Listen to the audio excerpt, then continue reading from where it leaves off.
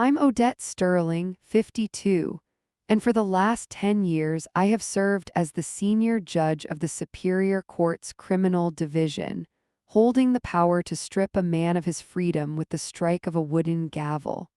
But right now, sitting at my daughter's mahogany dining table, I am just an annoyance. I pulled the sleeves of my oversized, oatmeal-colored cardigan down over my hands. It was a nervous habit I thought I had broken years ago. My daughter Lily smiled at me from across the table, but her eyes were tight. She was anxious. She was always anxious when Mark was in one of his moods.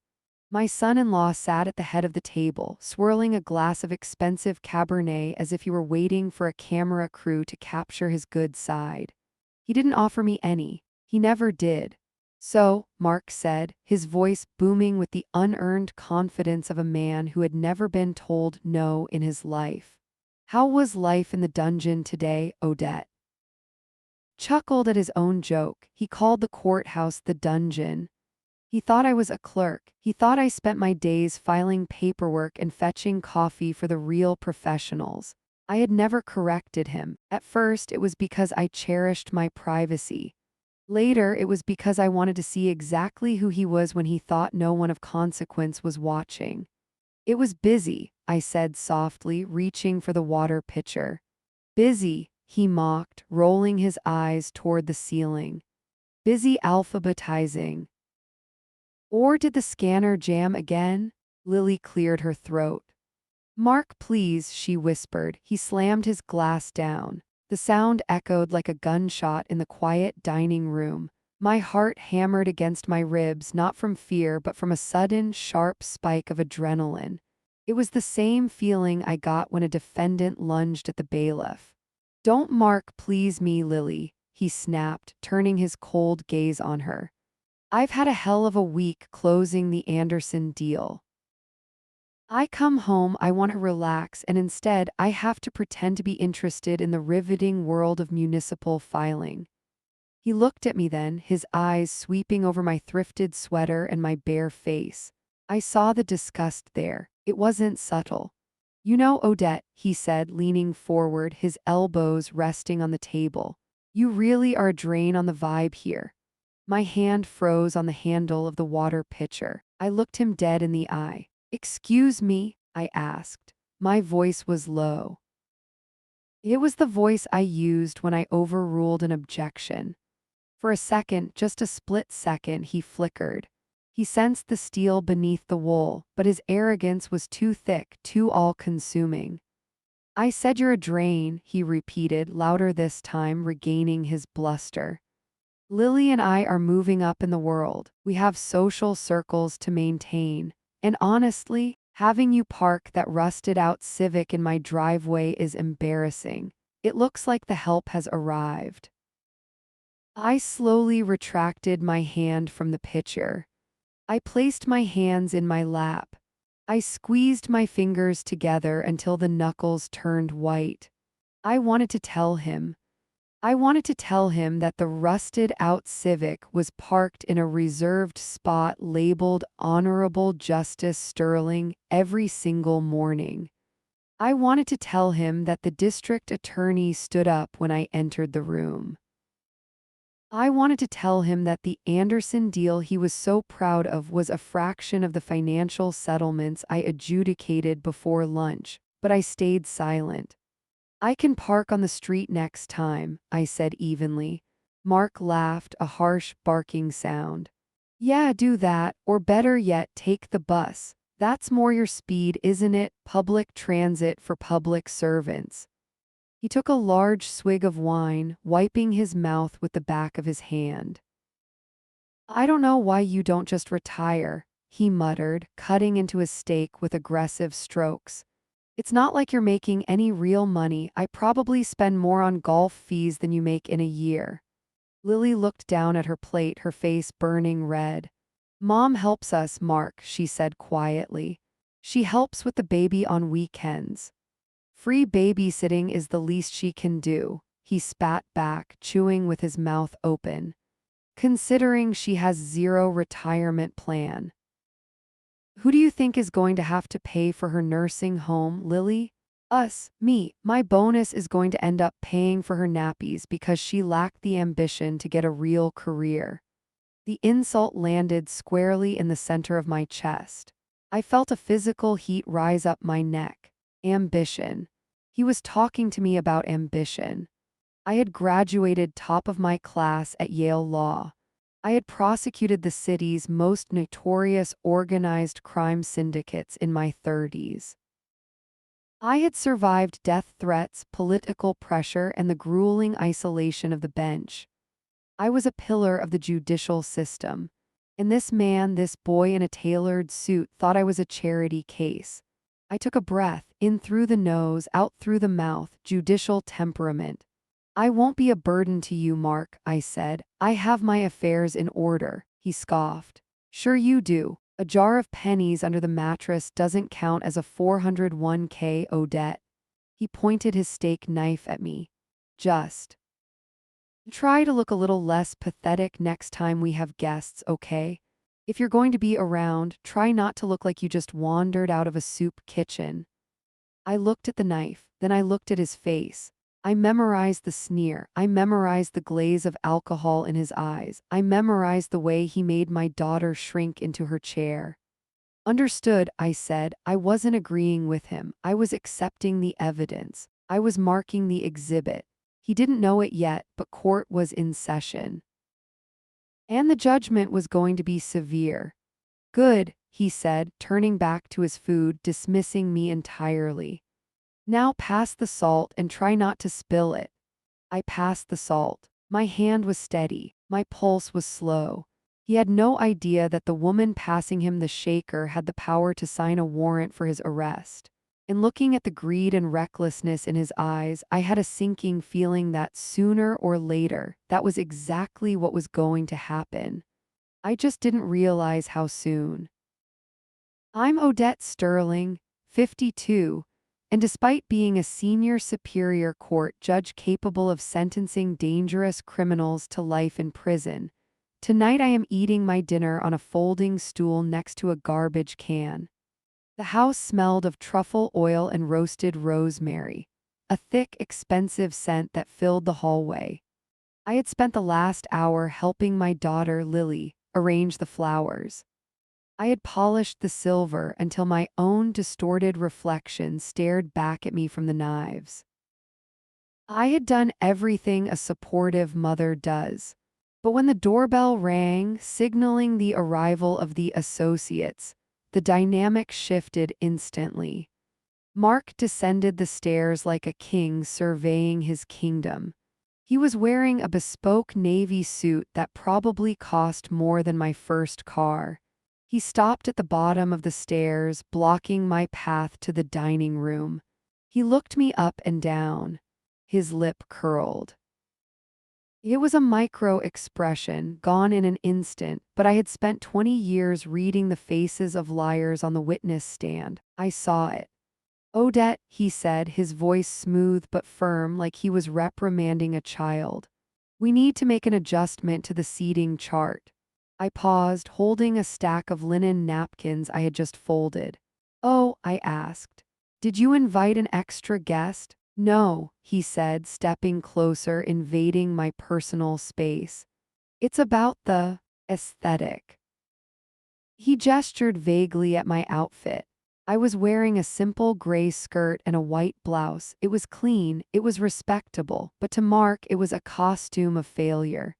These are heavy hitters, Odette, he whispered, glancing at the front door where the first guests were waiting. These men control hedge funds, they eat sharks for breakfast, and frankly you have a poverty-stricken aura.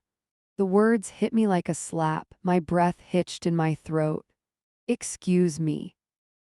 You project desperation, he hissed, his eyes narrowing. You look like a simple clerk. You look like you count pennies to buy milk. I can't have that energy at my table while I'm trying to close a 7-figure deal. It ruins the fantasy of success. He pointed a manicured finger toward the swinging door at the back of the hallway. Eat in the kitchen with the catering staff. They're more your speed. You can talk about coupons or whatever it is people like you discuss. My blood ran cold, not hot. Cold, it was the icy clarity of a judge listening to a confession. I looked at Lily, who was hovering by the living room archway. She looked away. She was terrified of him. She wouldn't save me. Fine, I said. I didn't argue. I didn't pull out my badge. I didn't tell him that one of the heavy hitters he was inviting was actually the brother of a defense attorney I played golf with every Sunday. I turned on my heel and walked into the kitchen. The heat hit me first. The ovens were blasting. Three men in white chef's coats were moving with frantic precision, plating scallops. They stopped when I walked in. The head caterer, a kind-looking man with a thick mustache, looked at me, then at the swinging door, then back at me. He understood immediately. He pulled a wobbly metal stool out from the corner. "Here, ma'am," he said softly. "I can make you a plate." "Thank you," I said. My voice was steady, but my hands were shaking as I sat down. I felt small. I felt dirty. Mark had a way of stripping away my accomplishments until I felt like the nothing he believed I was. The caterer handed me a plate of food, the same food they were serving out there, but eating it here, amidst the clatter of pans and the smell of dish soap, it tasted like ash. I couldn't eat. I just sat there staring at the swinging door. There was a small circular window in it. Through the glass, I had a perfect view of the head of the table. Mark was holding court. He was laughing, his head thrown back, his teeth gleaming under the chandelier. He poured wine with a heavy hand.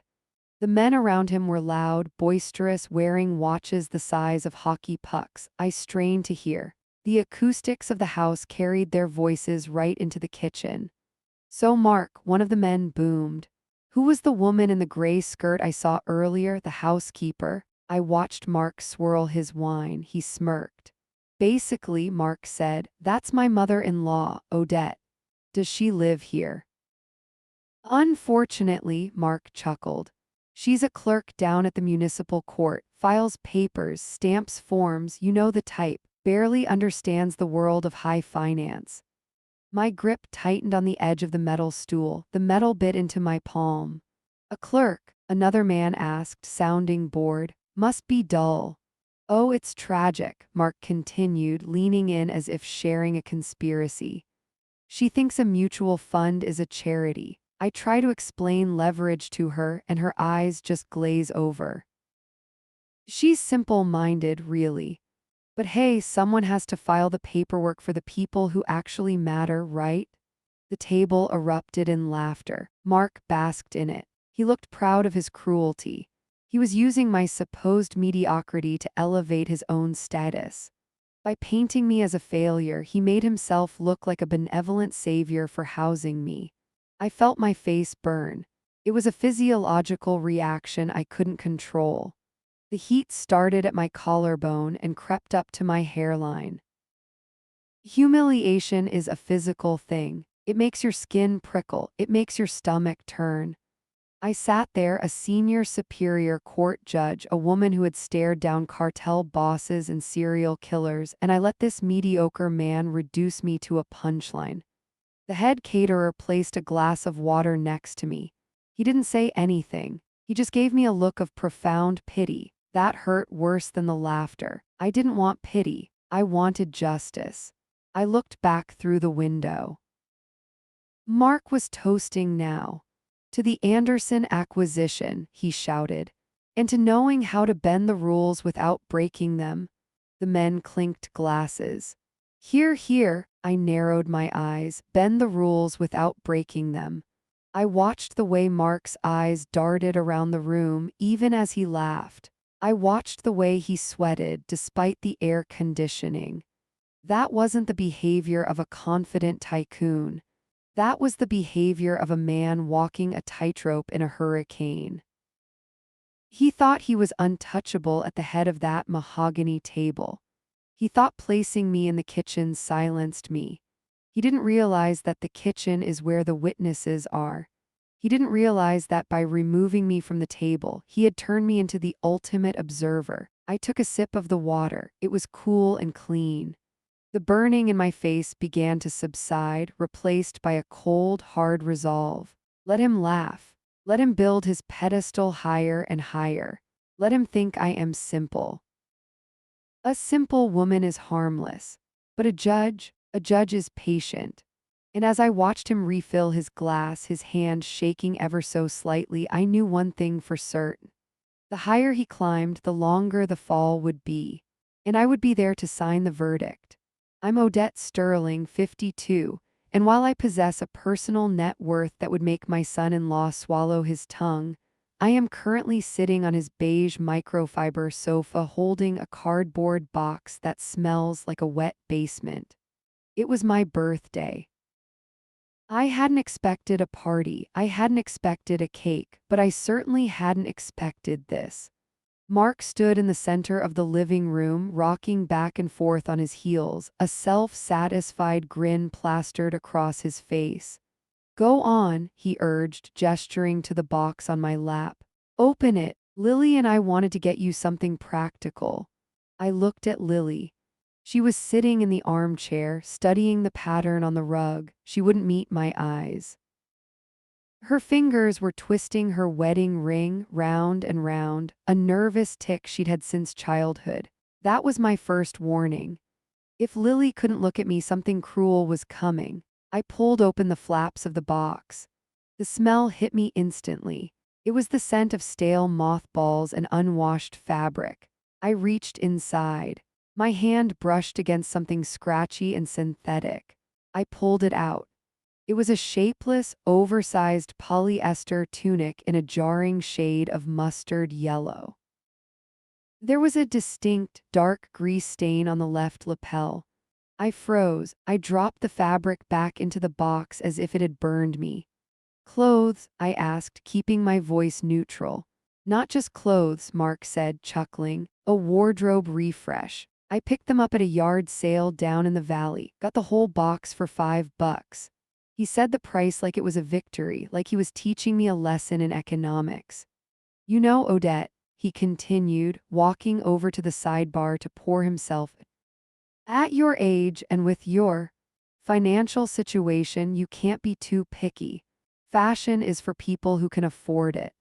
My financial situation, I almost laughed. My financial situation involved a diversified portfolio, a blind trust, and a historic estate that had been in my family for 3 generations.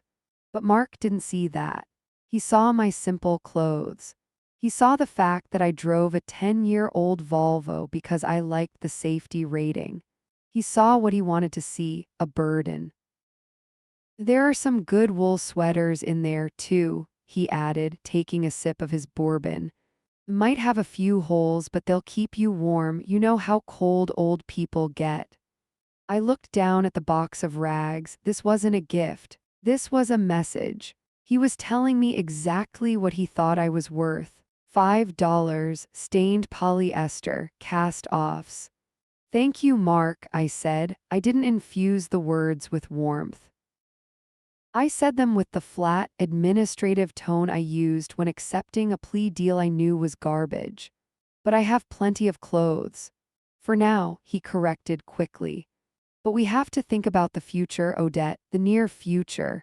The air in the room shifted. Lily stopped twisting her ring. She went perfectly still. What does that mean? I asked. Mark sat down on the arm of Lily's chair, looming over her, claiming her. Well, he said, swirling the ice in his glass. Lily and I have been talking. That little rental you're in, that shabby cottage, it's not sustainable. My cottage, he called it a rental, he called it shabby. My home is a registered historic landmark. It sits on 6 acres of manicured gardens. Inside, the floors are original wide plank oak and the library is filled with first editions. I don't invite them there because I value my privacy, and frankly, I don't want Mark's energy in my sanctuary. Because I never bragged about it, he assumed it was a shack. It's drafty, Mark went on, making a face of mock concern. It's damp, it's frankly depressing, and since you clearly can't afford anything better on a clerk's salary, we've been looking into alternatives. My heart began to hammer against my ribs, not from fear, from rage. Adrenaline flooded my system, sharpening my vision. Alternatives, I repeated. State-funded facilities, Mark said brightly. Nursing homes, the budget ones, where you share a room with 3 other people.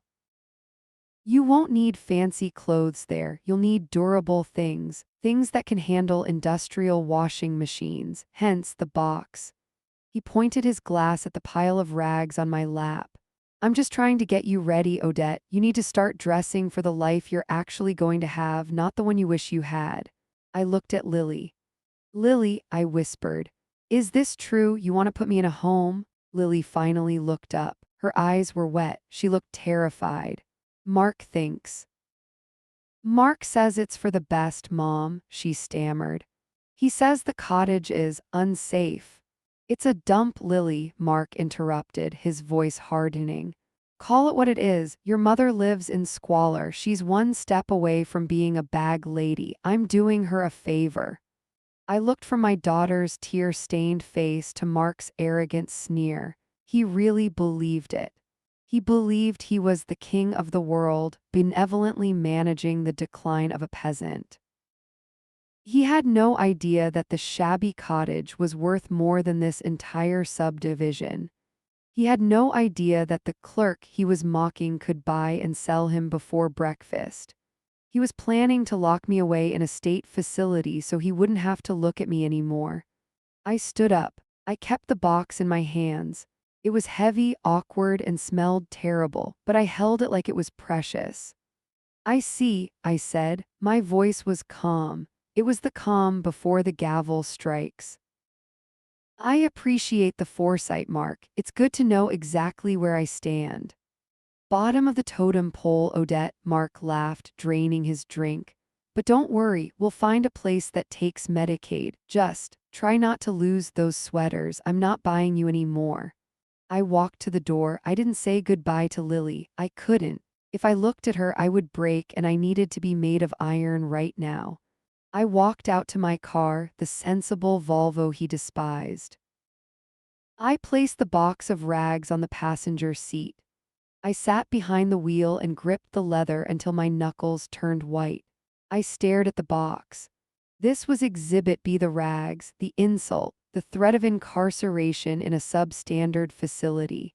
He wanted me to dress for the life I was going to have. Fine, I started the engine. I wasn't going to dress for a nursing home. I was going to dress for war. And the next time Mark saw me, I wouldn't be wearing stained polyester. I would be wearing the black silk robes of the Superior Court, and he would be wearing handcuffs. I'm Odette Sterling, 52, a Superior Court judge currently crouching in the dark hallway of my daughter's house, listening to my son-in-law commit a felony. I hadn't left. I couldn't leave. After the incident with the box of rags, I had walked to my Volvo, sat in the driver's seat, and felt a cold prickle at the base of my neck. It was the same instinct I felt when a defendant was lying on the stand. Something wasn't right. The cruelty of the gift was too specific, too performative. Mark wasn't just being mean, he was accelerating a timeline. So I lied. I walked back inside, feigned confusion, and claimed my car wouldn't start. I played the part he wanted me to play, the frazzled, helpless older woman who couldn't manage a simple ignition. Mark had smirked, smug satisfaction oozing from his pores, and told me I could sleep in the downstairs study on the pull-out couch just for tonight. He thought he was being charitable to a nuisance. He didn't know he was granting access to an investigator. It was 2:14 a.m. The house was silent, save for the rhythmic humming of the refrigerator and the low murmur of a voice from the kitchen. I was wide awake. I lay on the thin mattress, staring at the ceiling until the murmur grew louder. It was Mark, and he wasn't talking to Lily. The tone was wrong. It was urgent, hushed, and desperate. I slipped out from under the scratchy blanket. I didn't turn on a light. My feet were bare against the cold hardwood. I moved with the practiced silence of a woman who has spent decades observing from the bench, learning that people reveal their true selves when they think no one is watching. I crept toward the kitchen doorway. The light was dim, likely just the glow of the stove hood. Mark was pacing. I could see his shadow stretching and contracting against the hallway wall. I pressed my back against the plaster, holding my breath. "I told you I have it handled," Mark hissed into his phone. His voice was tight, vibrating with stress.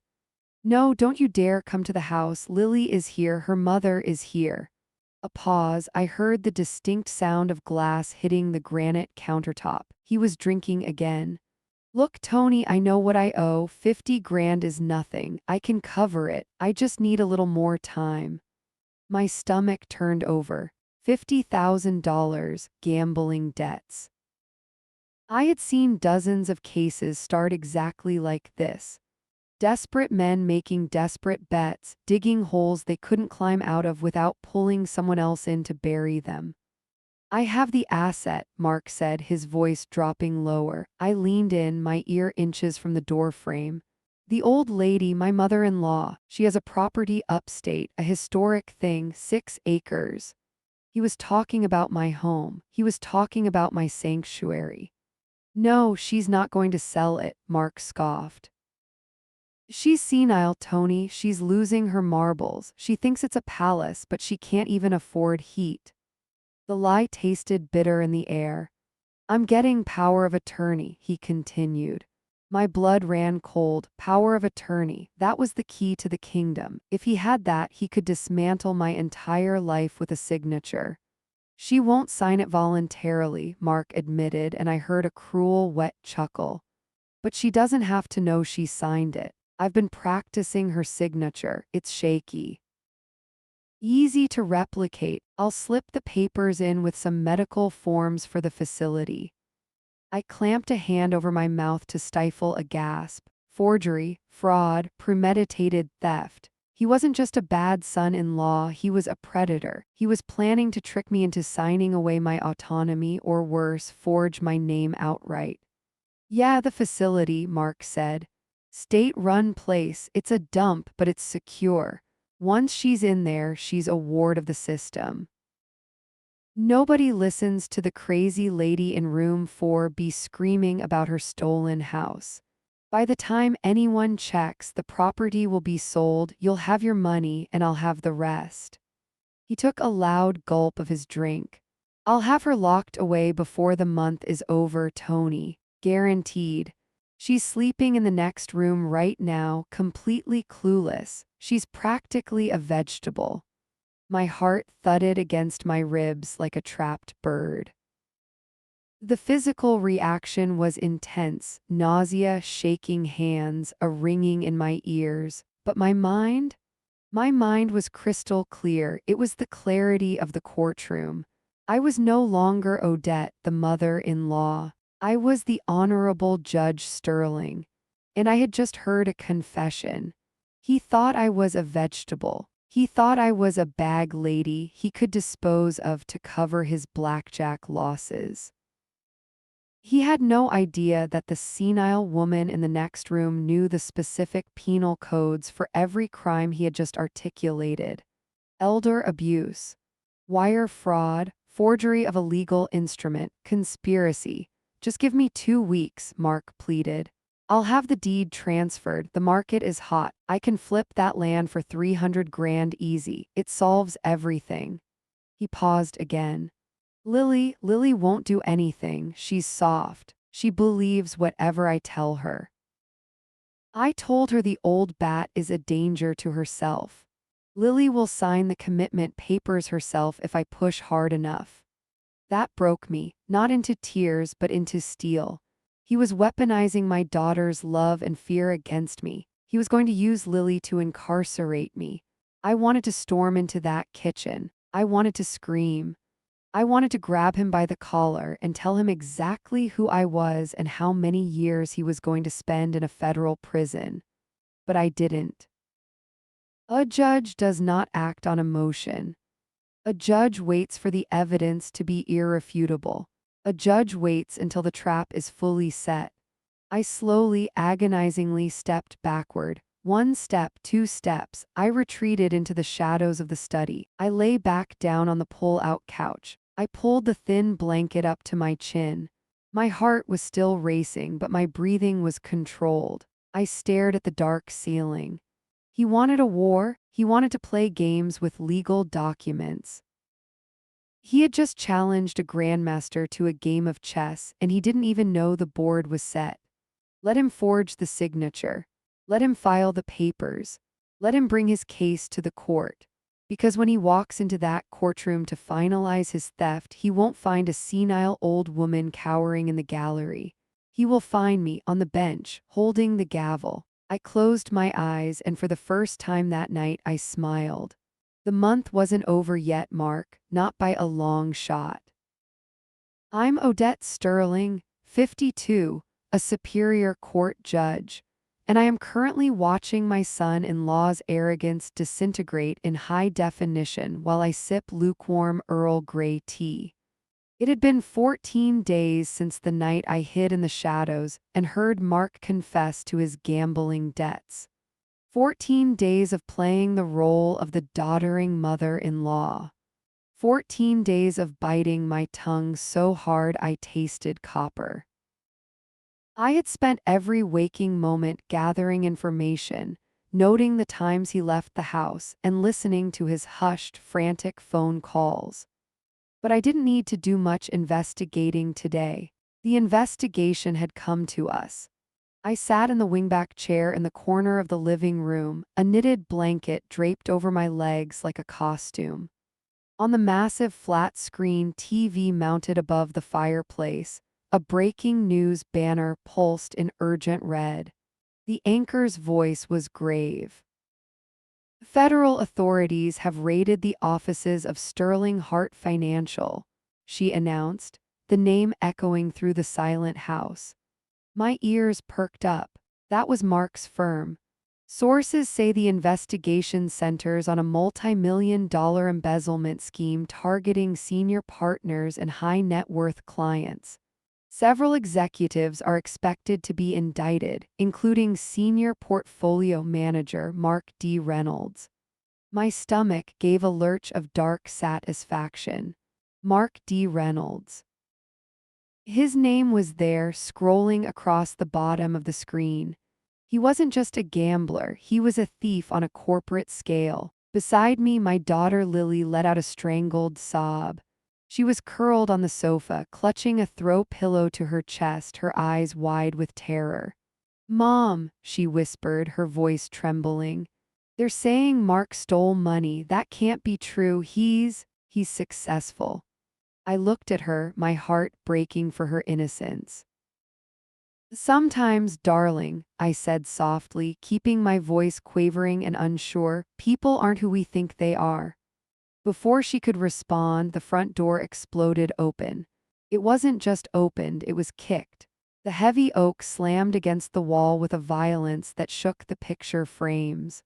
Mark stormed in. He looked deranged. His tie was undone, hanging loosely around his neck like a noose. His expensive Italian suit jacket was crumpled, and sweat matted his hair to his forehead. He didn't look like a finance mogul anymore. He looked like a cornered animal. "Lies!" he screamed, hurling his leather briefcase across the room. It skidded over the hardwood and smashed into the base of the television stand. Lily flinched as if he had struck her. "Mark," she cried, standing up on shaky legs. "The news," they said. "Shut up," Mark roared. He grabbed one of the dining room chairs, an antique I had given them as a wedding gift, and launched it. It crashed into the wall, splintering a leg. "Turn that garbage off. It's a hit job. It's a witch hunt." I didn't move. I didn't flinch. I kept my hands wrapped around my teacup, observing him with the detached precision of a hawk. His pupils were dilated. His breathing was ragged. This was a man who had lost control of the narrative. "They think they can pin this on me." Mark paced the room, his hands raking through his hair. "I'm the one who brings in the revenue. I'm the golden goose." He spun toward Lily, his eyes wild. Don't look at me like that. I have the best defense team in the state on retainer. We'll bury them in paperwork. We'll delay this until the sun burns out. He let out a manic, high-pitched laugh. And if that doesn't work, we buy them. Everyone has a price, Lily, even the judges. My fingers tightened on the ceramic cup. Judges aren't for sale, Mark, I said. The words slipped out before I could stop them. It was a mistake. I had broken character. The calm authority in my voice cut through his hysteria for a split second. Mark stopped pacing. He turned his head slowly, his eyes locking onto me in the corner. The manic energy focused into a laser beam of pure hatred. He took 3 long strides toward me, looming over my chair. I could smell the stale scotch on his breath, mixed with the acrid scent of fierce sweat. "What did you say?" he hissed. I quickly slumped my shoulders, widening my eyes to feign confusion. I just said. On the news shows, they always say the law is fair, I stammered, making my voice thin and reedy. He sneered, his lip curling in disgust. "Fair," he spat. "You stupid, useless old hag, you think the world is fair? The world is run by men like me." He leaned down, his face inches from mine. "I can buy any judge in this city. Judge Henderson, I bought his boat. Judge Paulton, I know where he spends his Friday nights. They're all corrupt, Odette, just like me, just like everyone." I stared into his bloodshot eyes. He was listing my colleagues. He was slandering the bench I had served on for 20 years. Judge Henderson was a deacon at his church. Judge Paulton had been sober for a decade. Mark wasn't just a criminal, he was a liar who believed his own delusions of grandeur. He thought money was the only law of gravity. "You stay out of my sight," Mark growled, straightening up and pointing a shaking finger at my nose. "You sit in your corner and rot. You couldn't possibly understand the legal peril I'm in because your brain is practically mush. You're a liability, a drain on my resources." He kicked the ottoman near my feet. 2 weeks, he muttered to himself, turning his back on me. "I just need 2 weeks to liquidate the assets, then I'm gone." He was talking about my house again. He was going to sell my home to pay for his legal defense against an embezzlement charge. The irony was so thick I could taste it.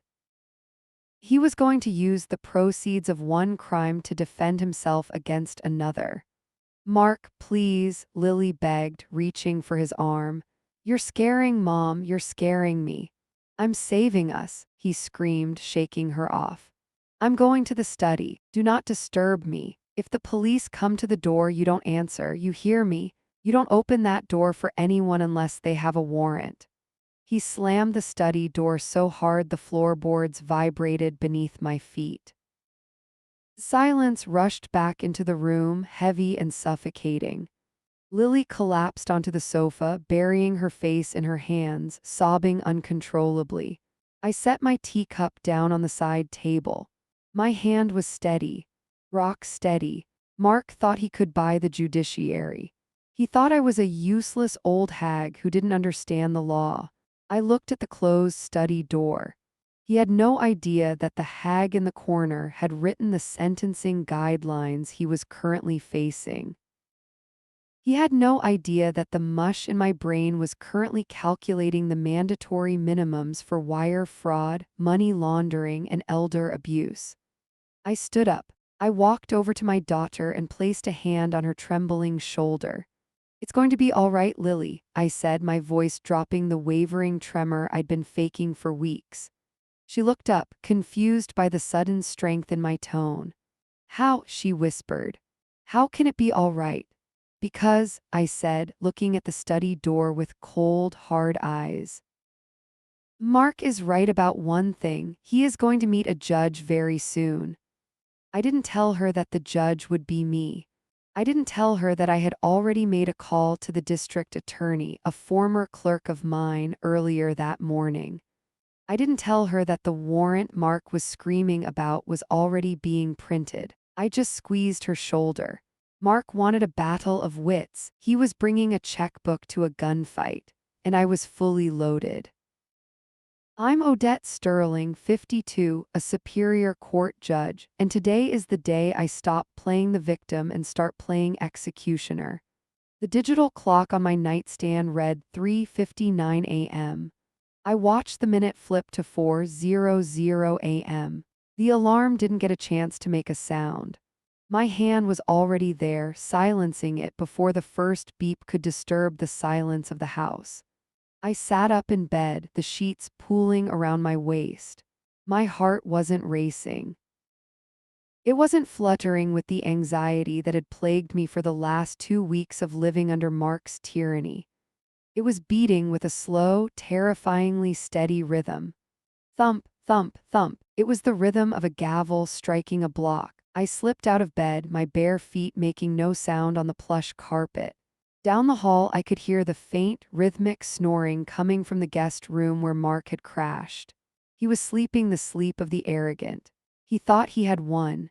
He thought today was a formality.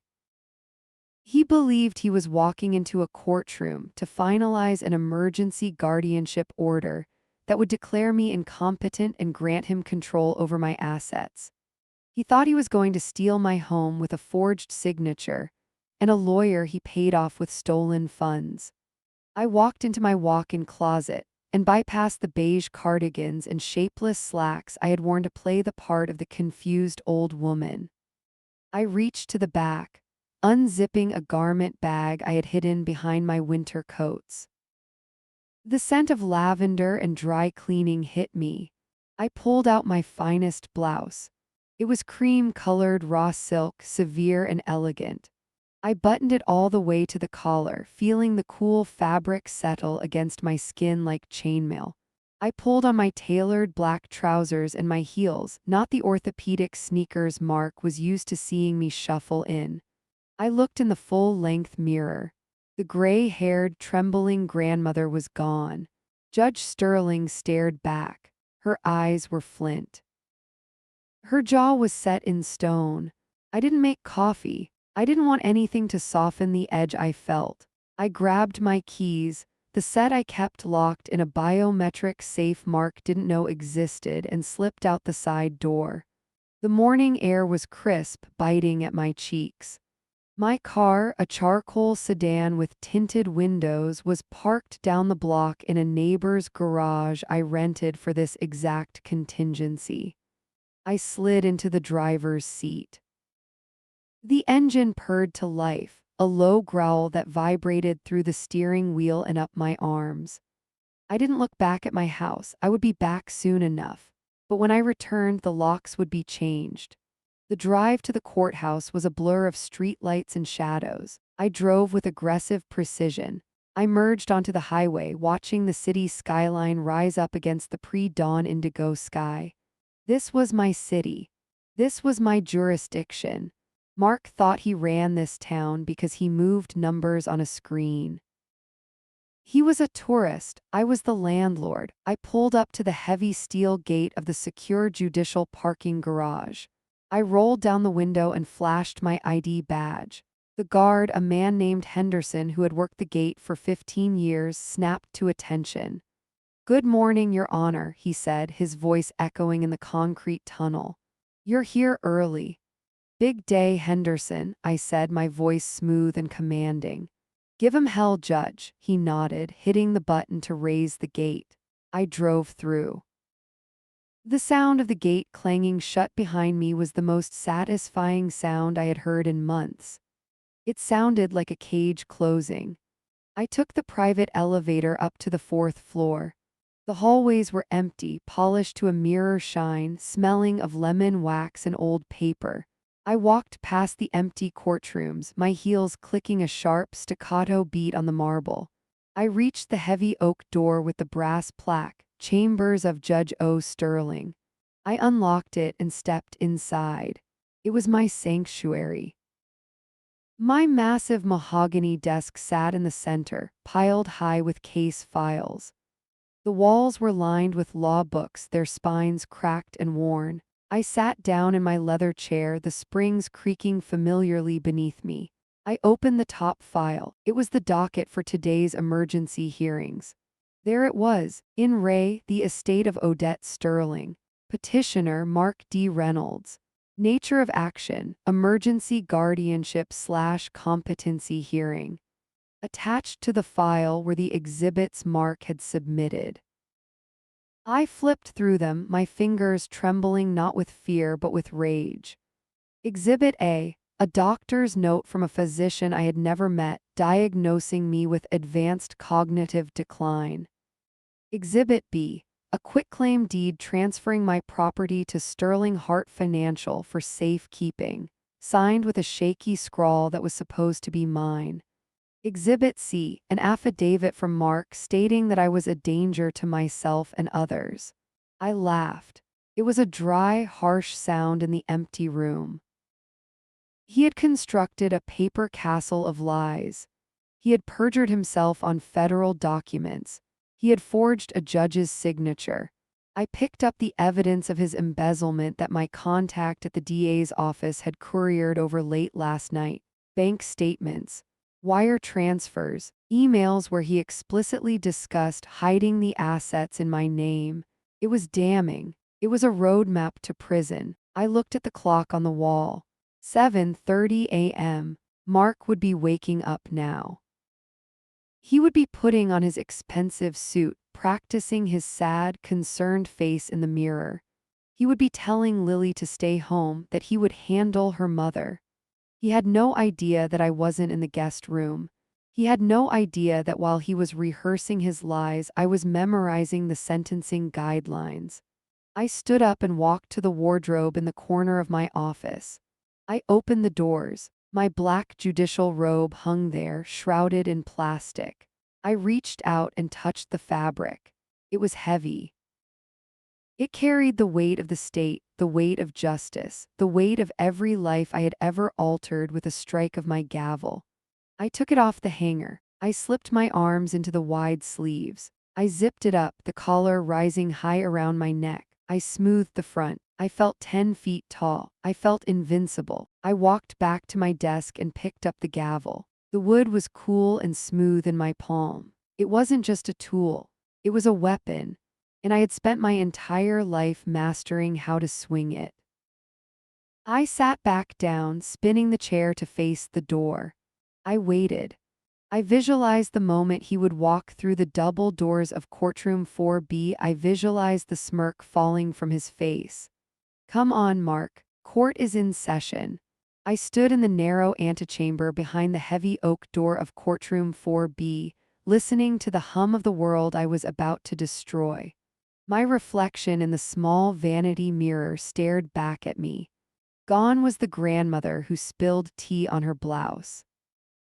Gone was the confused widow who forgot names and shuffled in orthopedic shoes. Judge Odette Sterling stared back, sharp as a razor blade. My hair was pulled back in a severe, tight chignon that pulled the skin of my face taut. My makeup was minimal, but my lips were painted a deep blood red. The black robe hung from my shoulders like the wings of a predatory bird. It was heavy, made of thick, high-quality polyester blend that didn't wrinkle and didn't forgive. I smoothed the front panels with hands that were steady as stone. My heart wasn't racing. It was beating with a slow, heavy thud that reverberated in my ears like a war drum. Thump, thump, thump. I pressed my ear to the wood of the door. I needed to hear him one last time. I needed to hear the arrogance before I choked it out of him. It's a formality, Jerry. Mark's voice drifted through the wood, loud and unconcerned. He wasn't whispering. He was broadcasting.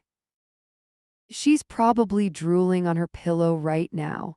We'll get the signature by noon and I'll have the contractors at the house by 3. I heard a laugh, a sickening, sycophantic chuckle from his high-priced attorney. They were celebrating my funeral while I was still breathing. My blood turned to ice in my veins, a cold, focused rage that sharpened my vision and cleared my mind. He thought I was the prey. He had no idea he was standing in the kill box. I nodded to Frank, my bailiff of 10 years, who stood by the door with his hand on the latch. Frank knew. I had briefed him 10 minutes ago, showing him the real docket.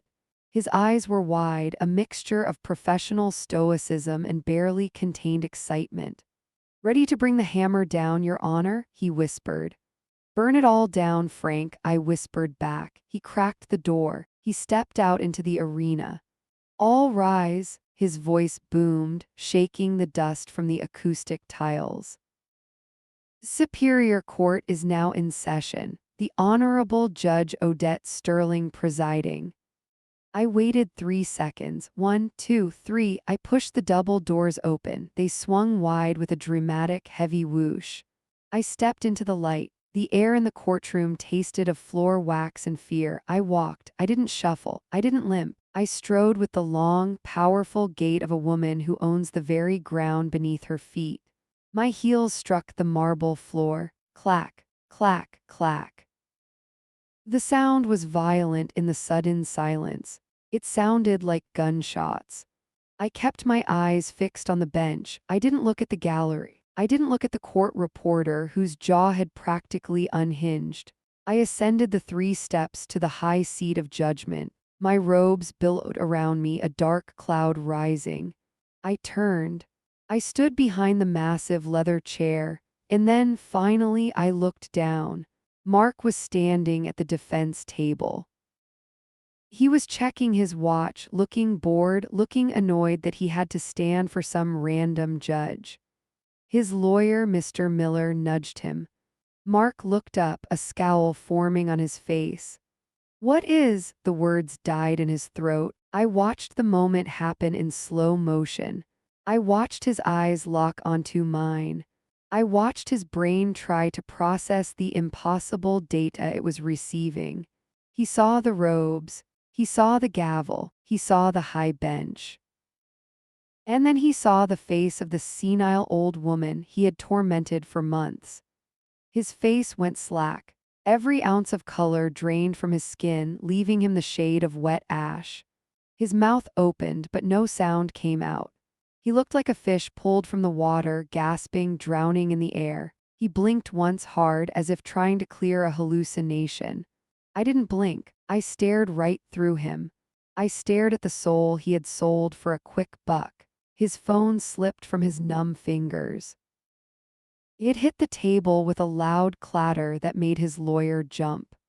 "Odette," he whispered. It was barely a breath. It was a prayer. I sat down. The leather chair creaked, a familiar, comforting sound.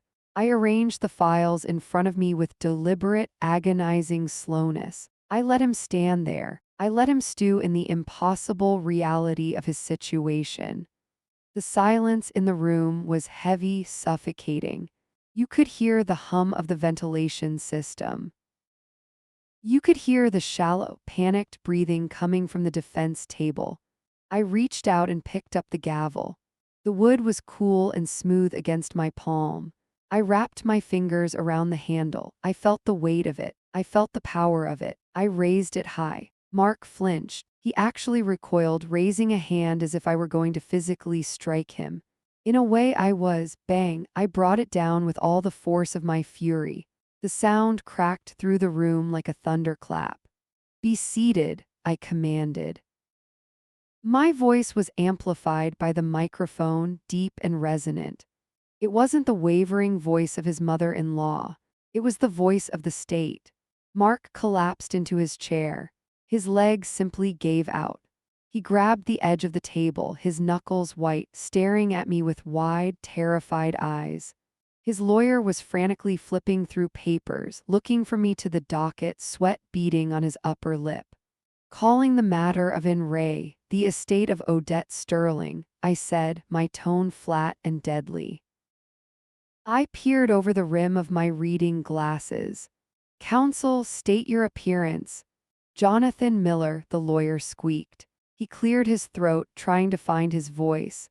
"Jonathan Miller for the petitioner, Mark Reynolds." "And the respondent?" I asked, arching a single sculpted eyebrow. The lawyer looked at the empty table to my right.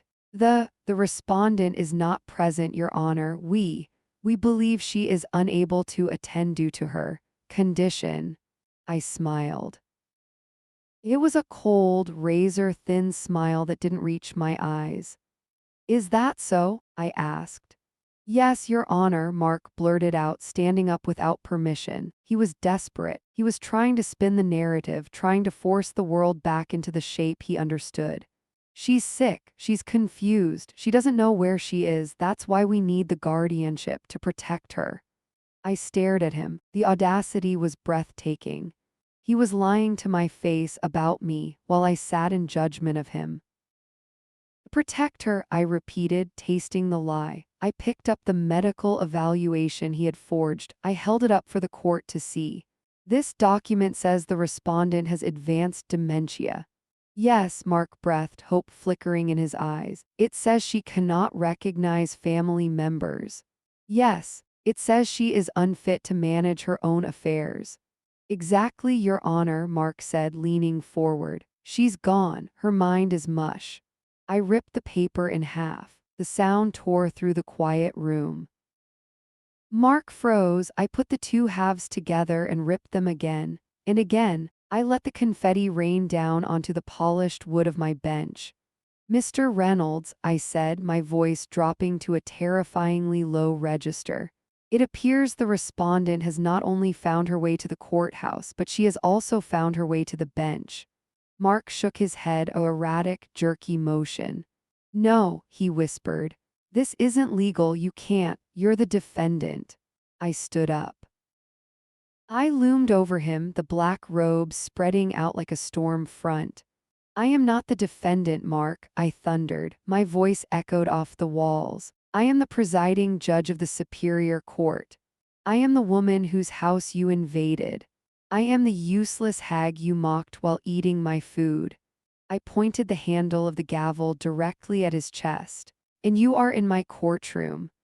Mark looked at the door. He was thinking about running. I saw the muscle twitch in his leg. "Bailiff," I barked. Frank stepped forward, his hand resting on his taser, blocking the aisle. "Lock the doors," I ordered. The heavy thud click of the electronic locks engaging echoed through the room. Mark jumped at the sound. He looked around like a trapped animal. There was no way out. No high-priced lawyer could talk him out of this. No forged signature could save him. I sat back down and opened the folder the district attorney had sent over. I pulled out a stack of bank records, wire transfers, offshore accounts. The paper trail of a thief. "Now," I said, looking at Mark's trembling form, "let's discuss the $300,000 you wired out of the Sterling Trust at 3:00 a.m. this morning." Mark's jaw dropped. "How?" he choked. "I told you, Mark," I said, opening the file. "I'm not playing the victim anymore." I looked him dead in the eye. "I'm playing executioner. I'm Beatrice Vance, 58, and while my family thinks I'm a retired librarian who knits blankets, I am actually the chief presiding judge of the state's Superior Court." The heavy oak door clicked shut behind me, sealing the noise of the hallway away. I stood in the small, private vestibule behind the bench. My heart was hammering against my ribs, but my hands were steady. I looked down at my hands. They were manicured, strong, and trembling with a lethal dose of adrenaline. I smoothed the front of my black silk robes. I adjusted the heavy, pleated yoke so it sat perfectly on my shoulders. For months, Mark had treated me like a senile piece of furniture in my own home. He had spoken about me in the third person while I was sitting right there. He had called me useless. He had called me a burden. Today he was going to learn that burden is the one holding the gavel. I nodded to Frank, my bailiff. He had been my right hand for 15 years. He knew the script. "All rise." Frank's voice boomed out, deep and commanding, shattering the murmurs in the gallery. I took a breath. I inhaled the scent of old law books and floor wax. It was the smell of power. I stepped out.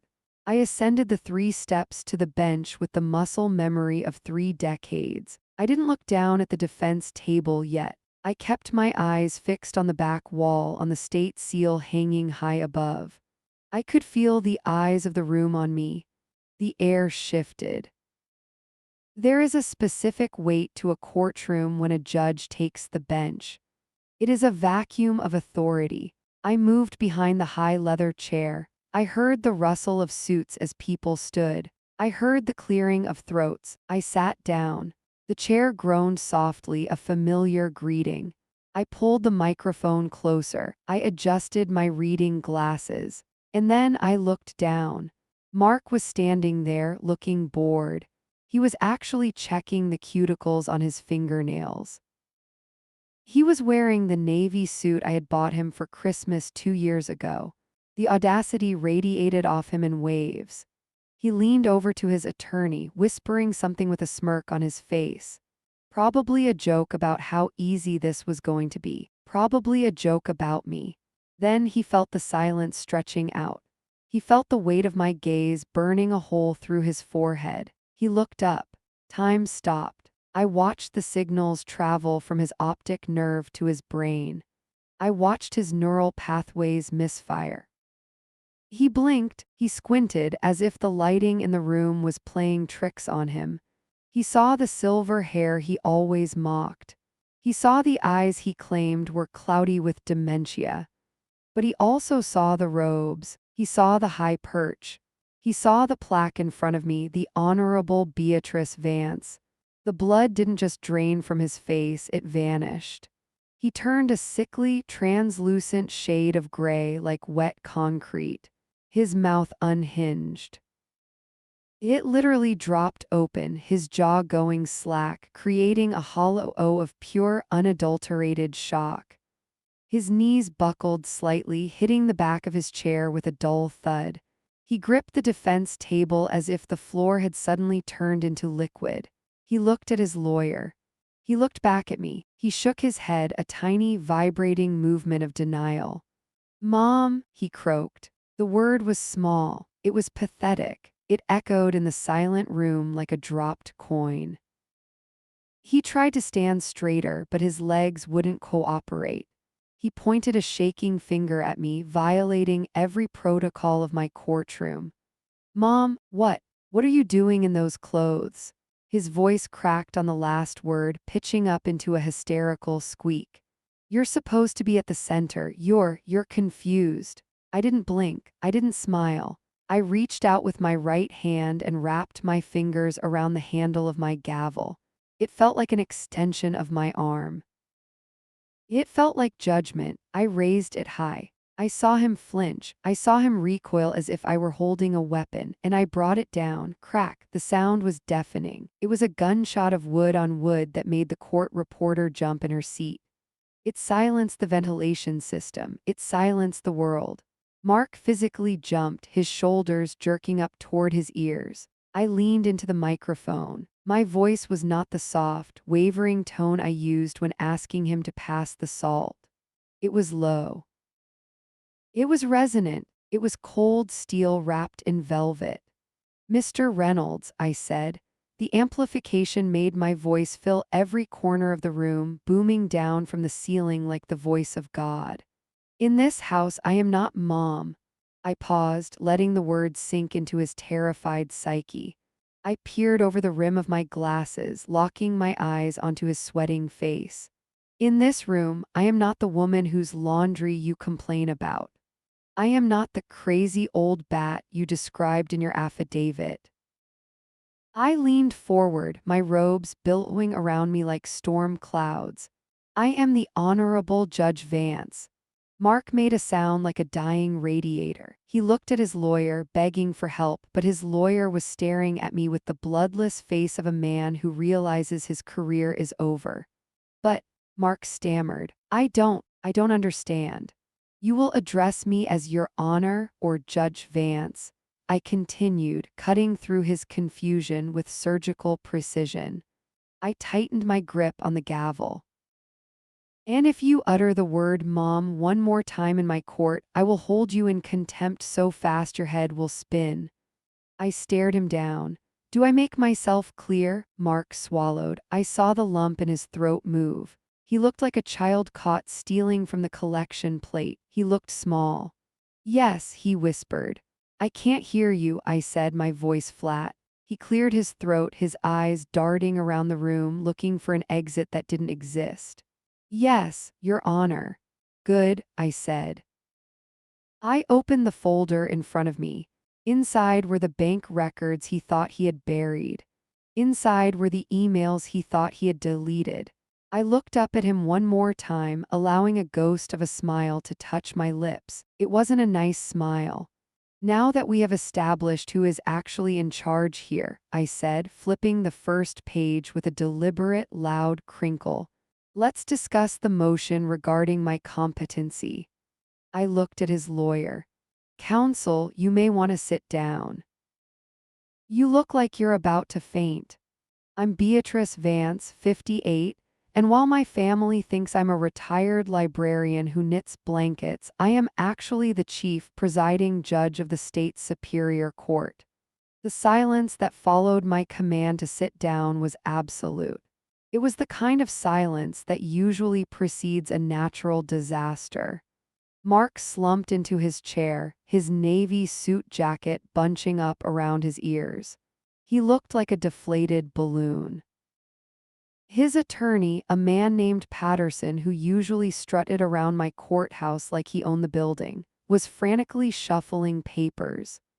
Patterson's hands were shaking so badly that a loose sheet of legal pad fluttered to the floor. He didn't even bend down to pick it up. He knew exactly how catastrophic this situation was. Mr. Patterson, I said, my voice cutting through the dead air like a scalpel. I didn't raise my voice, I didn't have to. The acoustics of the courtroom were designed to carry my authority to the back row. We are here for an arraignment on the charges of fraud, elder abuse, and grand larceny. I peered over my glasses at Mark. He refused to meet my eyes. He was staring at the water pitcher on the defense table as if it contained the secrets of the universe. Please present your argument regarding bail. Patterson cleared his throat. It sounded like grinding gears. He stood up, buttoning his jacket with trembling fingers. Your Honor, he began, his voice cracking on the first syllable. He paused, took a breath, and tried again.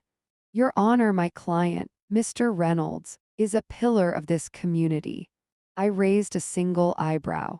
He is a father, Patterson continued, gaining a tiny bit of momentum. He is gainfully employed as a financial consultant. He has no prior criminal record. Patterson gestured vaguely toward Mark. We believe that he poses no flight risk and is not a danger to the community. We respectfully request that bail be set at $25,000 or perhaps release on his own recognizance. I let the request hang in the air. I let it rot there for a moment. I watched Mark perk up slightly. He looked at Patterson, a flicker of hope igniting in his dull eyes. He thought this was normal. He thought he could pay a few $1,000s, walk out the front door, and go back to draining my bank accounts from his laptop. I felt a cold, hard knot of anger tighten in my stomach. But I didn't let it show on my face. My face was a mask of judicial indifference. A pillar of the community, I repeated flatly. I opened the thick file in front of me. The sound of the heavy paper turning was amplified by the microphone. Scrape, rustle. Mr. Patterson, are you aware that this pillar of the community attempted to transfer $300,000 to an account in the Cayman Islands at 3:14 a.m. this morning? Mark's head snapped up. His eyes went wide. He hadn't known I had seen that yet. He thought he was smarter than me. He thought I was just an old woman who didn't know how to check a routing number. Patterson stammered. I was not aware of that specific transaction, Your Honor. I have the wire transfer request right here, I said, lifting the document. I held it up for the court to see. It was flagged by the bank's fraud department because the signature provided did not match the account holder's. I lowered the paper and looked directly at Mark, the account holder being me. Mark flinched as if I had slapped him. Sweat was beginning to bead on his forehead. I could see a single drop roll down his temple, traversing the landscape of his panic before dripping onto his expensive collar.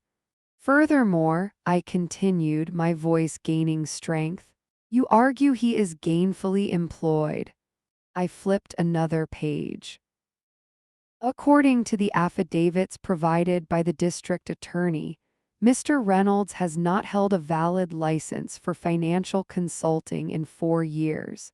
His employment seems to consist entirely of managing the assets of elderly relatives who he believes are too cognitively impaired to notice his theft. I leaned forward. The leather of my chair creaked. Is that your definition of gainful employment, counselor? Patterson looked like he wanted to dissolve into the floor tiles. No, Your Honor, he whispered. And regarding the flight risk, I said, shifting my gaze back to Mark. I saw his leg bouncing under the table. The nervous tick of a man looking for a way out.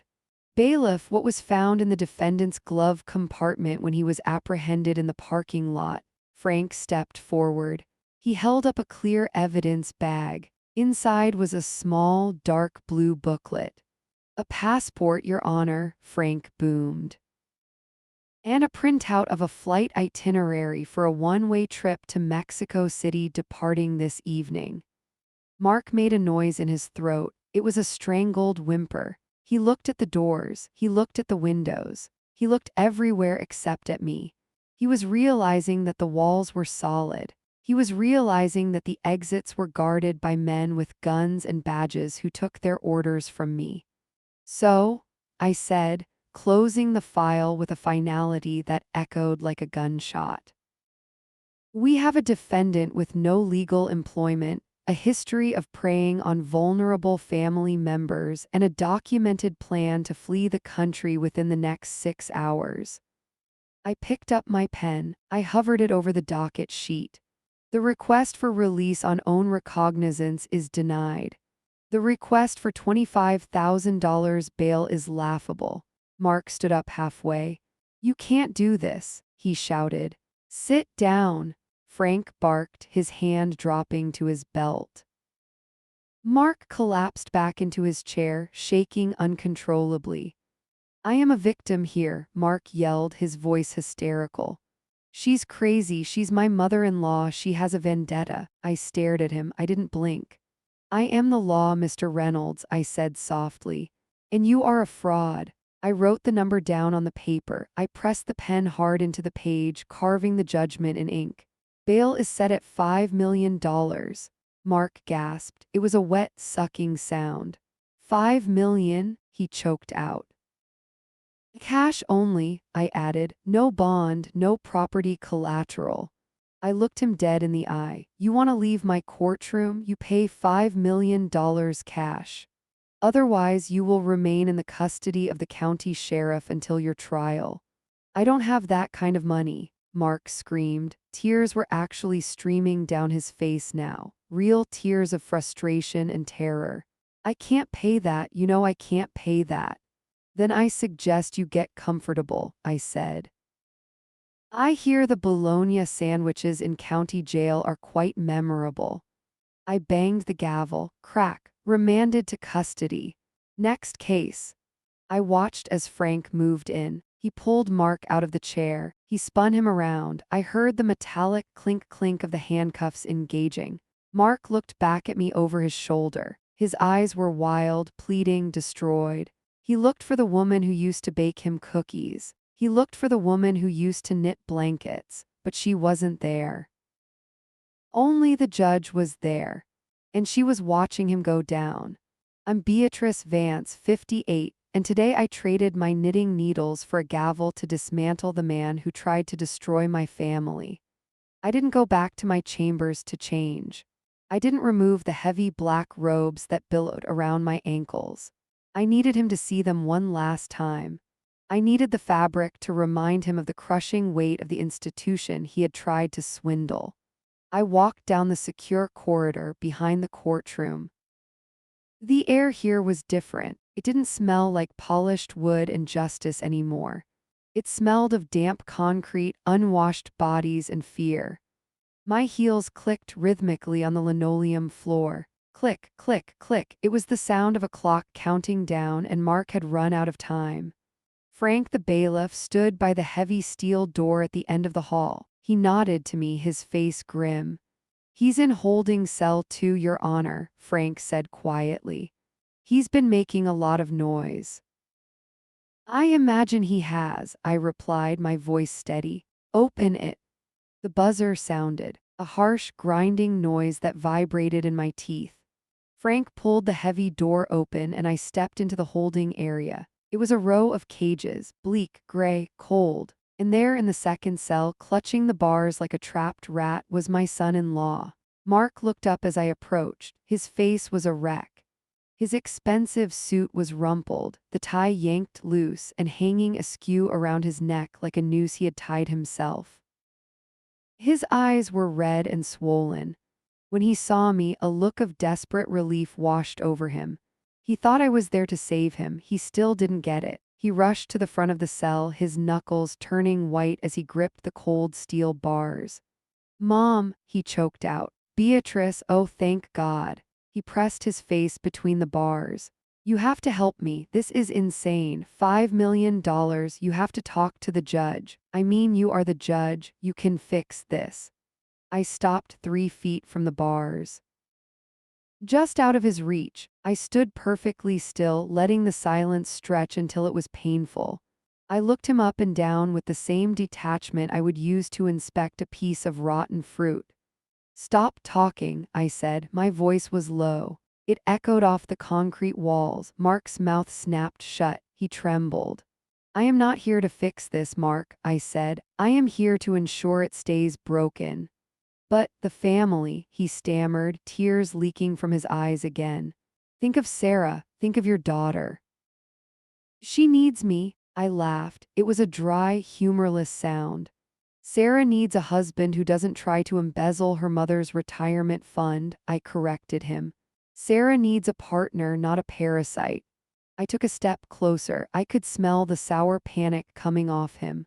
"I came down here to tell you something," I said. "Something about that shabby cottage you were so eager for me to sign over last month." Mark blinked, confused by the change of subject. The lake house," he whispered. "You said it was a tear down," I continued.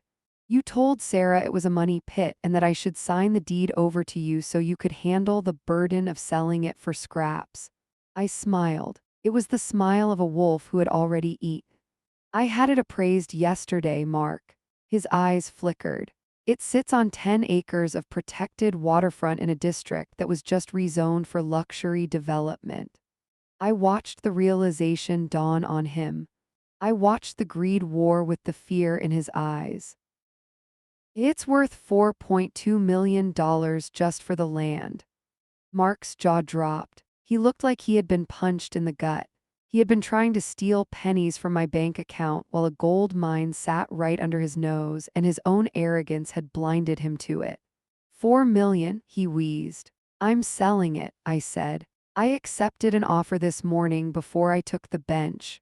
He looked at me, a sudden, pathetic hope rising in his chest.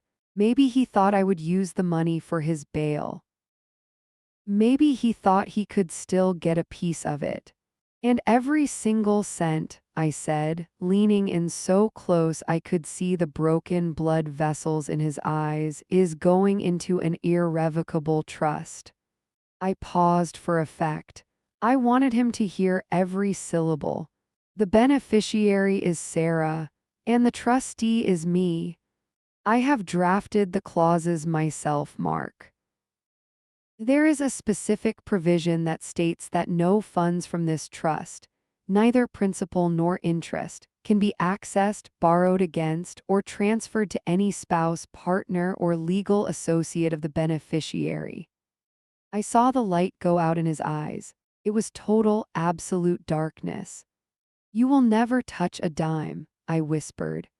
"You will rot in prison for fraud, and while you are sitting in a cell, my daughter will be living a life of security and comfort that you can never taint." Mark fell back from the bars. He stumbled and hit the hard metal bench behind him. "You can't do that," he whispered. "It's done," I said, "just like you." I turned around. My robe swished dramatically, a black curtain falling on his act. "Beatrice!" he screamed. The sound was raw. It was the sound of a man who had lost everything. "Beatrice, please, I'm sorry, I'll do anything." I didn't look back. I walked toward the heavy steel door. "Guard!" he yelled. "She can't leave me here." Frank opened the door for me. He gave me a small, respectful nod. I stepped through into the hallway. "Beatrice!" Mark shrieked, his voice cracking into a sob. "Mom!" I stepped out. Frank pushed the heavy iron door shut. Slam. The sound was final. It cut off the screaming instantly. The silence that followed was beautiful. It was the most satisfying melody I had ever heard. I adjusted my collar, took a deep breath of the stale jail air, and smiled. Court was adjourned.